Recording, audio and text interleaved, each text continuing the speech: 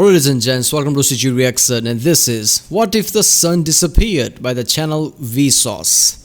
I love Vsauce, I love anything scientific related, but Vsauce is just great. I love how in detail he goes into things. They are just awesome. Obviously Vsauce is the biggest channel of related to science on YouTube, so obviously they are going to be awesome. So yeah, remember people, if you like my reaction, don't forget to like and subscribe. Check out other reaction I did. There's a link in the description. Check out the cards for all the playlist.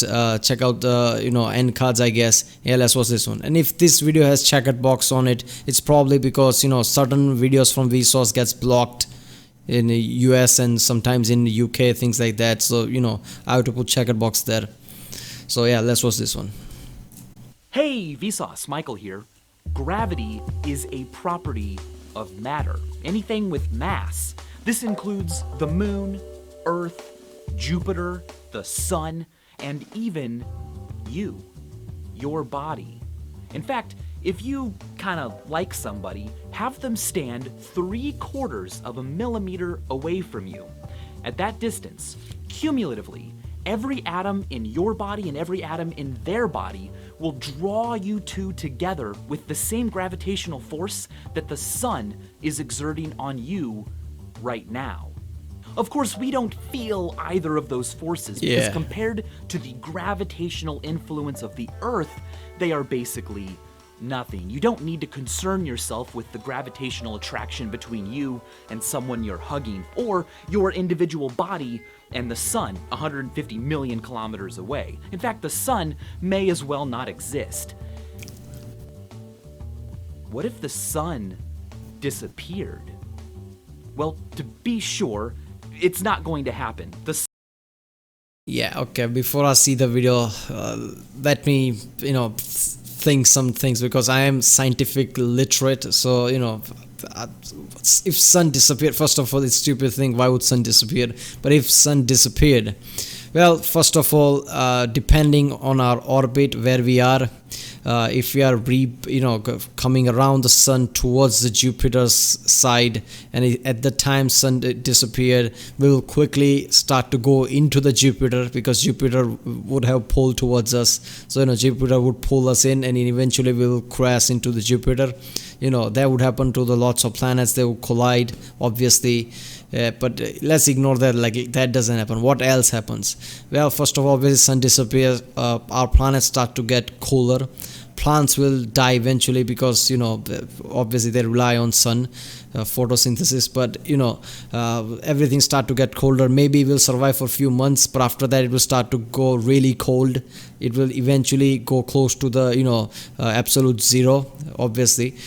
So that would screw us over, I guess. What else? Yeah, I can't think anything. I think everything would get colder. We would crash into Jupiter. And yeah, everything would go chaotic, I guess, because sun's pull, it's holding lots of things together. All of them would get screwed over, I guess. I don't know. So let's see what in detail Vsauce talk about it. Sun will die billions of years from now by expanding, boiling off our oceans, and swallowing the Earth whole. The sun is not going to simply... That's debatable. When sun gets too big, will it swallow the Earth, or will it just come close to the Earth? It's scientists are not accurate on that, but it's close. There's a high chance it will swallow the Earth, but it makes no difference. It will come so close that everything on the Earth will burn out. Disappear. Matter and energy don't vanish. Of course, matter can quantum tunnel to different locations, but on the scale of the sun... Yeah, then nowhere. Yeah, as soon as you said that, what the fuck? No, not at that scale. There is not enough time in the lifetime of millions and billions of universes for such a probability to even be worth discussing. Yeah. But let's discuss it anyway, as a thought experiment, to determine how the Earth would get along with no sun. What will the Earth do, and what can it do alone? At the exact moment that the sun disappeared, we would have no idea, because it takes light from the sun 8 minutes and 20 seconds. Yeah, it takes 8 minutes. This is what I'm talking about. If sun disappeared, and if Earth is coming in this direction, at that time sun disappeared, it will just slingshot towards Jupiter and crash into it. If it's coming in this side and it's close to here and it disappears, it will come here, these planets will collide and they will go into Saturn, I guess. It depends. But obviously, one of the gas giant would swallow us. idea, because it takes light from the sun 8 minutes and 20 seconds to reach Earth. So for Hold up there. If that happens, all right, if sun disappears, what if gas giants collide with each other? I mean, Jupiter is really big, but it's not. Jupiter is not big enough to cause nuclear fusion. But what if other gas giants collides and become a big, gigantic gas giant?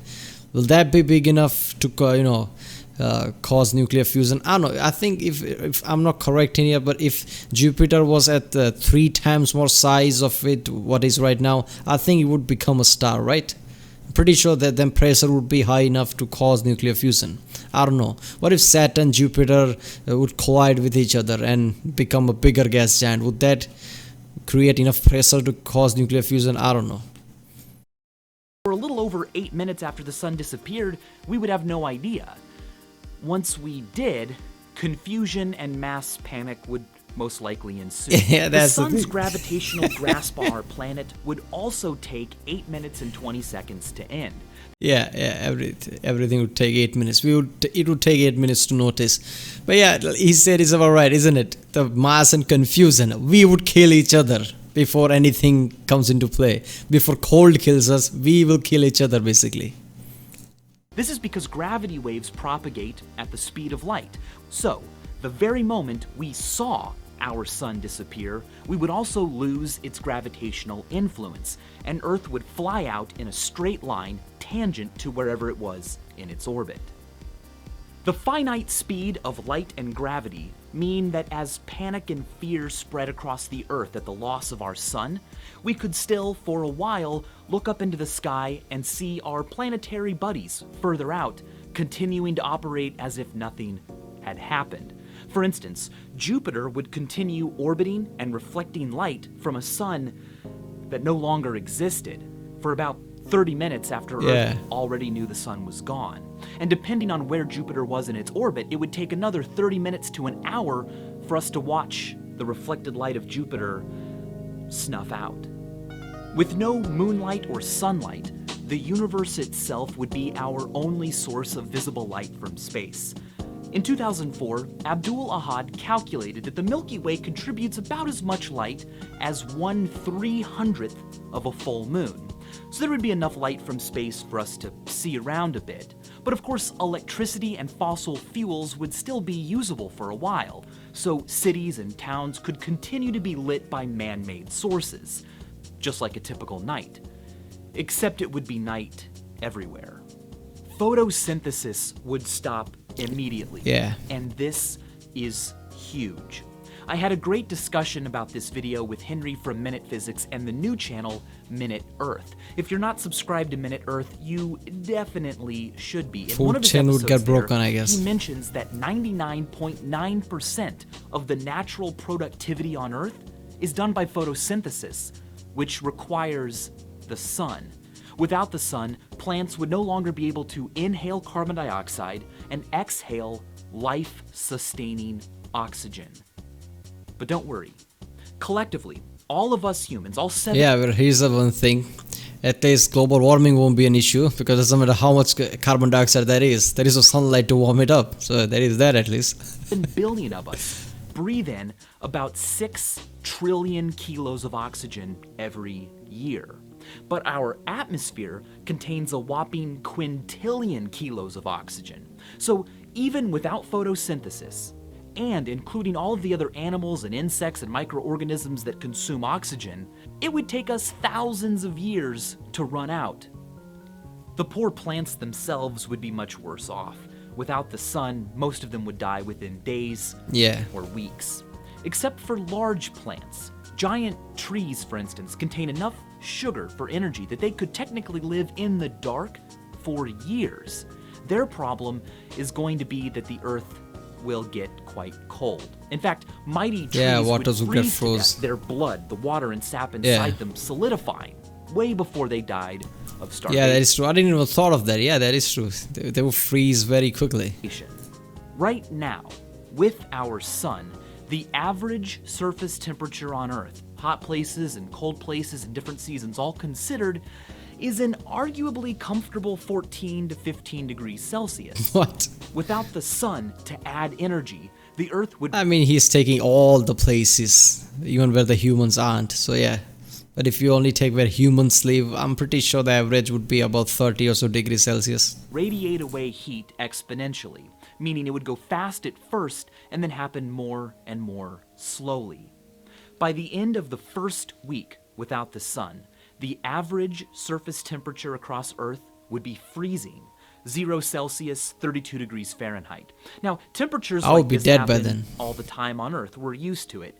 Panic and fear and looters and anarchy aside, for the first few days or months, we could get by. But by the end of the first year, Yeah, that level of rapid change in temperature, most people would just have, lots of diseases, get fever and die. Because, in here in India, it's like 30, 35 degrees in summertime. Immediately in a week, it gets near 0 degrees. I mean, most people are gonna die.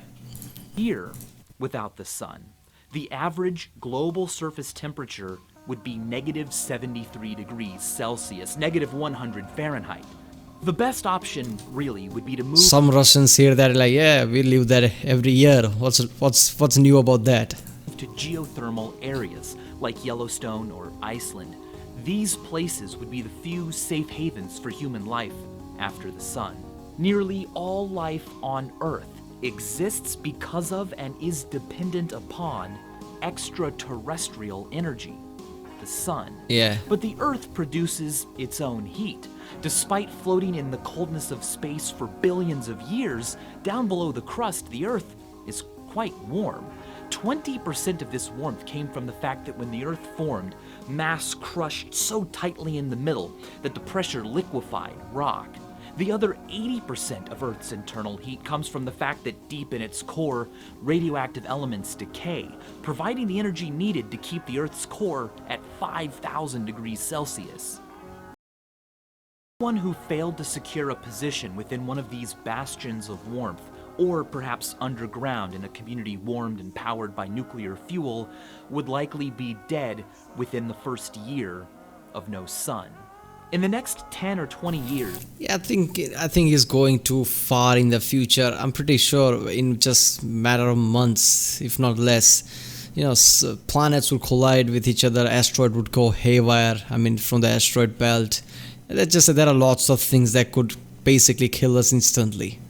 So I'm pretty sure we would not go. We have to be extremely lucky, like in our orbit, just far away from the planet, so their gravitational pull is not strong enough to pull us or something like that.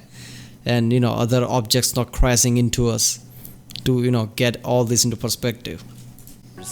things would start to get wet with dew. But not with glorious water droplets, instead, droplets of liquid air. The air would literally become cold enough for the gases that make it up to condense, or form clouds and precipitate, first as rain, and then as it got colder and colder, eventually as snow. In Fritz Leiber's famous science fiction short story, A Pail of Air, this has already happened. The Earth was ripped away from the sun, and in order to survive, a family must go outdoors in a special suit and scoop up a pail of just the oxygen snow, bring it back in, and place it over a fire to warm and allow them to breathe. A year or so after the sun disappeared, Earth's oceans will have frozen over, ice all the way across. But ice is less dense than liquid water, which means that ice floats. And ice is a pretty decent insulator.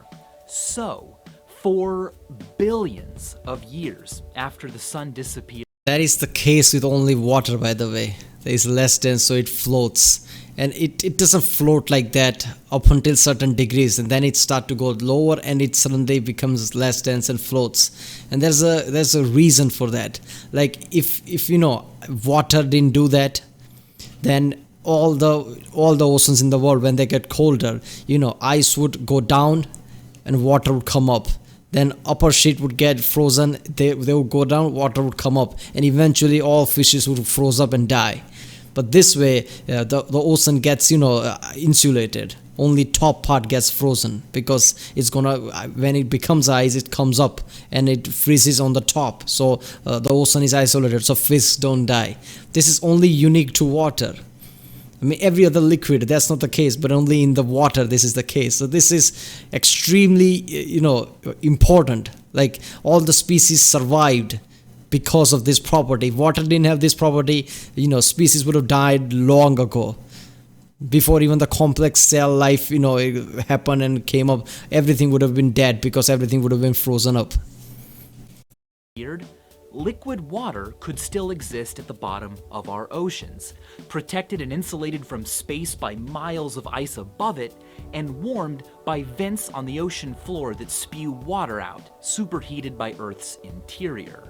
This would continue on Earth for a very, very long time, sun or no sun. Yeah, extremely long time. Instead of becoming frozen and lifeless, extremophiles, like microbes that live around hydrothermal vents deep in the ocean, would be fine. They live deep in the ocean, far below the point where sunlight can penetrate, and they make energy not through photosynthesis, but via chemosynthesis, converting heat and methane and sulfur into the energy. That is seriously a good point, because there is some scientists are really wondering this. There are rogue planets that they don't belong to any stars. They're just wandering into the interstellar space.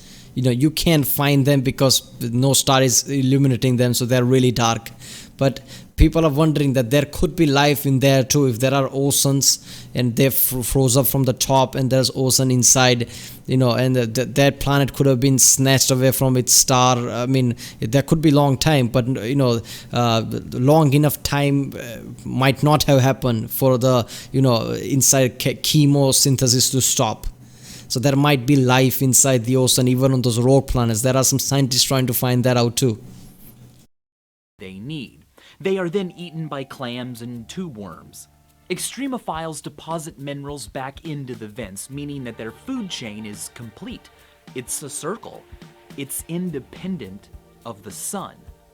Earthlings like them would thrive if the sun were to disappear. I mean, no shit. I mean, at the time when there was no ozone layer, life existed, in the sea. I mean, that is how it happened. So at the time, they weren't dependent on the sun. They would live just fine without ever knowing that the sun was gone, or honestly, without ever even knowing it existed in the first place. It's amazing to think that life, here on Earth, all alone, flying through space with no sun, would kind of be fine.